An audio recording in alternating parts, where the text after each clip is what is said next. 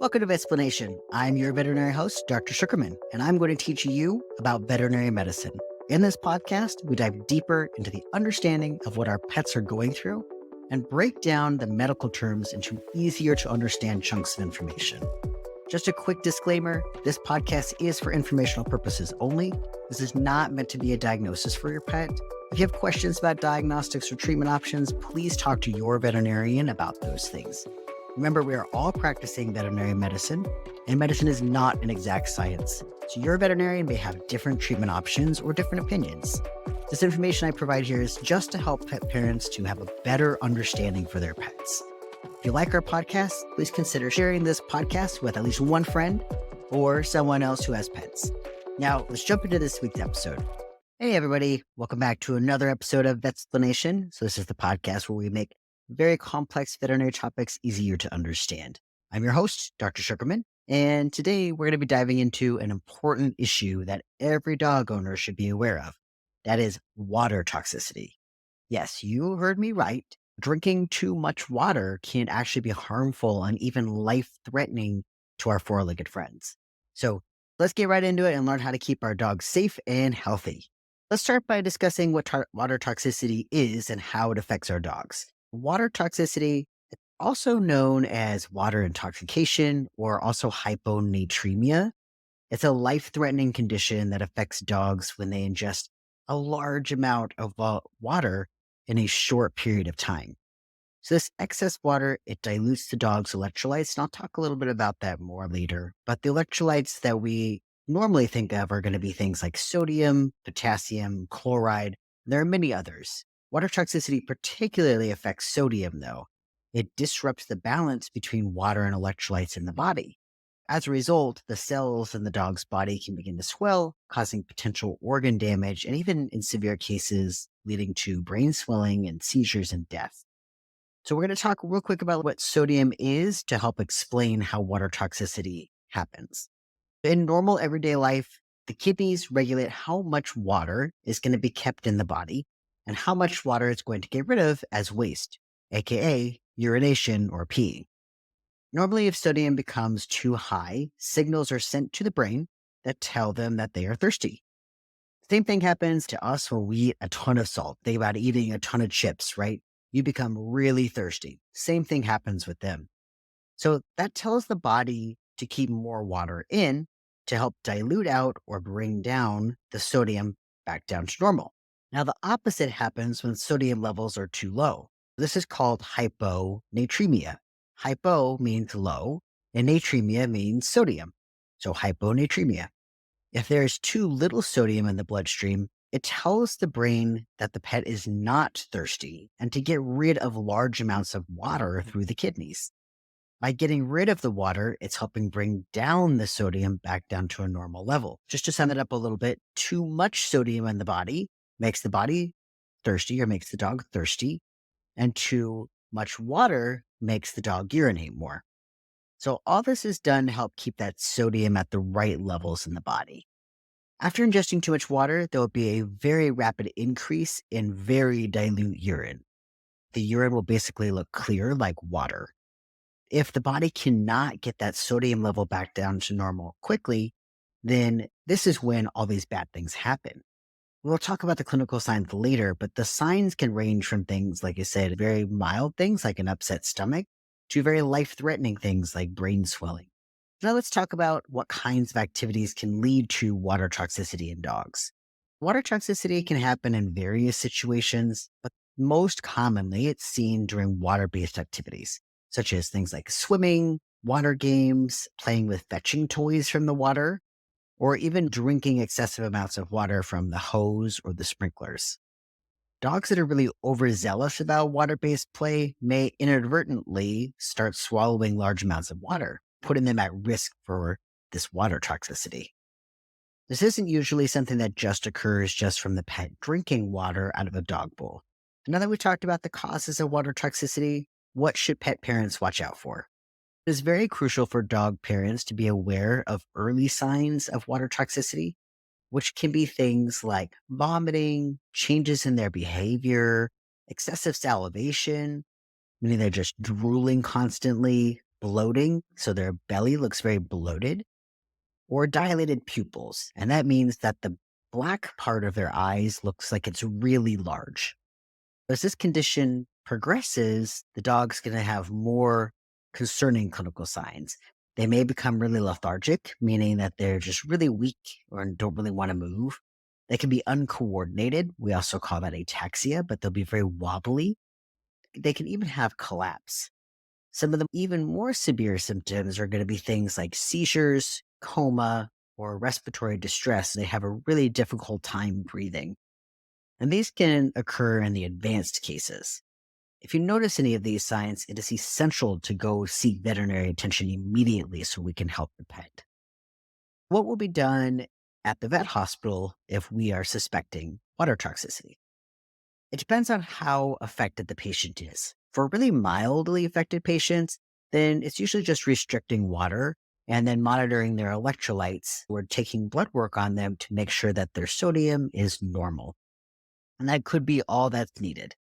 We also monitor for any worsening of neurological signs as well. Maybe we only see very mild signs at first, but then it progresses to these more severe signs. If the patient is a little more serious than that, then it will probably mean putting in an IV catheter. So putting a catheter directly into the veins so we can start them on IV fluids, usually ones that are going to contain a sodium level that's a little more than where their sodium is right now. We want to do this very slowly to bring their sodium back up so that we can try to prevent any further neurological problems. Because giving sodium too fast can also cause brain swelling. In very critical patients, we do have to give that sodium faster, but we're also giving medications to help draw fluid off of the brain, so we hopefully don't get that brain swelling. Sometimes we have no other choice but to do that. There can be long lasting effects that won't become evident sometimes for about 3 to 4 days after treatment. Real quick, I'm going to talk about a question that I've gotten a couple of times. People have asked before if they have this water toxicity and their sodium is just low, and really all we need is electrolytes. Why can't we just give some sort of over the counter electrolytes, right? Some of the waters that have electrolytes in it, or the Gatorades that have a lot of electrolytes in it. The problem with that is that we don't know how quickly they're going to be absorbing that. That's one problem. If they absorb all of that sodium too fast, then we're going to have worsening of neurological signs. The other reason is because that's not just electrolytes that you're giving, right? There's actually a lot of water and stuff in there too. To give a dog more water into its stomach that's going to be diluted out in all the water that's already there in the first place, it's really not going to make a huge difference if they still have a bunch of water that's in there. Really, it's better for them to come to the clinic right away. Let's talk about prevention. What can dog parents do to prevent water toxicity in their pets? Some of the preventative measures that our pet parent can take are: one, monitor your dog's intake of water during these water based plays and ensure they don't consume excessive amounts of water. The second thing can be teaching your dog to leave it, the leave it command, that kind of discourages them from drinking from water or sprinklers or puddles. So if they're going over to sprinklers and just like chomping at those sprinklers constantly, you can teach them leave it or bring them into the house just so we can stop that cycle of them wanting to drink more water.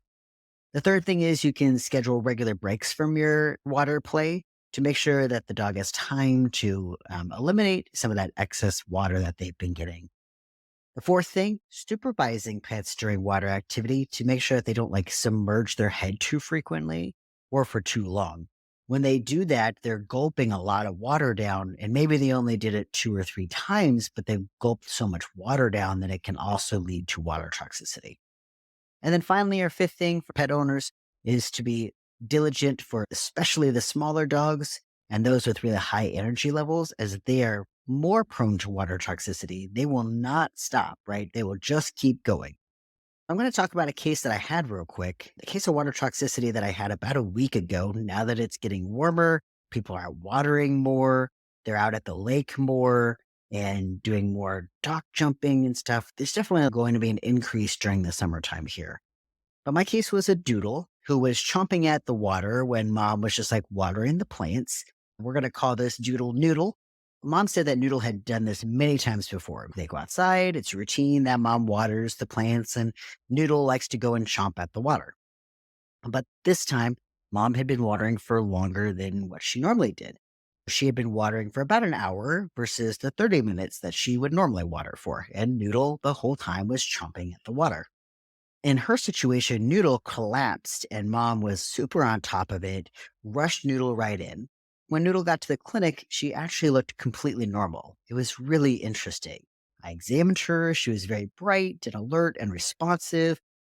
My technician went to go take Noodle back out to mom, and even mom commented, "Oh, look, she looks like she's back to normal again."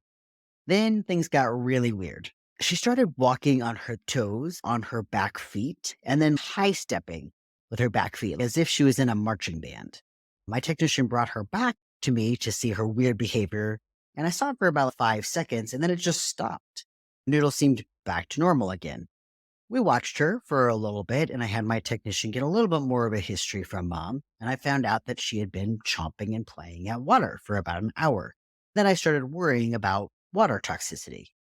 When we got blood work on her, it showed some very key things. All of her electrolytes, her sodium, potassium, and her chloride were low. Plus, she had a really low urine specific gravity. What that means is that her urine looked pretty much just like water. It was very clear. Luckily, mom was able to hospitalize Noodle so that we were able to slowly bring up her electrolytes back to normal. We also did notice while she was in the hospital that she just peed enormous amounts of water, just uncontrollably, because that's what they do. When we hospitalized her, we put her on her IV fluid so that we put her on a sodium where it was close to the sodium that she had in her body, but just a little bit higher than that. And then we slowly started to bring her sodium back up. This has to be a slow process because otherwise it can cause brain damage. We were rechecking her electrolytes very frequently throughout the night so that we could make sure that Noodle did okay and that those electrolytes were not being increased too quickly and causing brain swelling. Luckily, Noodle did great. She was able to return home back to mom with no complications or long lasting effects. It is one of the best things to be able to fix a pet and send them home to live a nice, happy life. I will say, though, that there are some circumstances with some of those very critical ones, like we were talking about before, when we're giving these sodium medications and trying to bring their sodium back up to normal, and we have to do it really quickly, this can cause long lasting effects. We may not see it right afterwards, but it can become evident about 3 to 5 days after that treatment. So they may seem normal going home, and in 3 to 5 days, they start having some other neurological signs.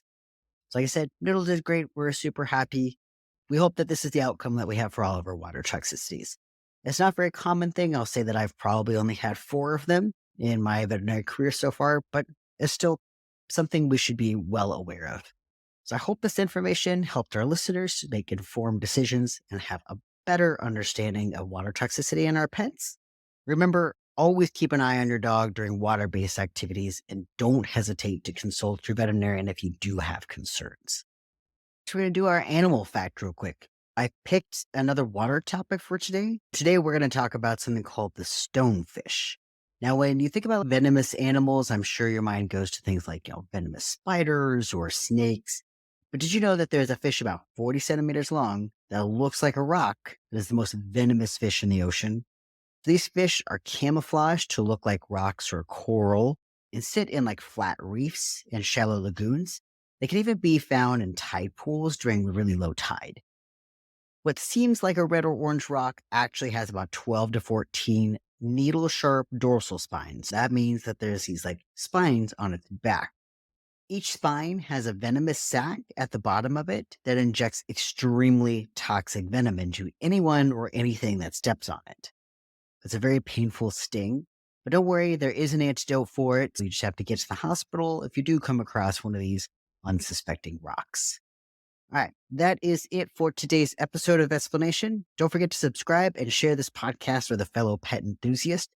Join us next time as we continue to make complex veterinary topics easier to understand. I'm Dr. Sugarman, and this has been another episode of Vetsplanation. Stay safe and keep your pets hydrated, but not too hydrated. Thank you, everybody. Thank you guys for listening this week. If you have any questions, comments, suggestions, or you just want to say hi, You can email me at shugs, S-U-G-G-S, at vetsplanationpodcast.com, or visit the website at vetsplanationpodcast.com, or find us on Facebook, Instagram, or TikTok at Vetsplanation. Thank you all for listening, and I'll see you back here next week.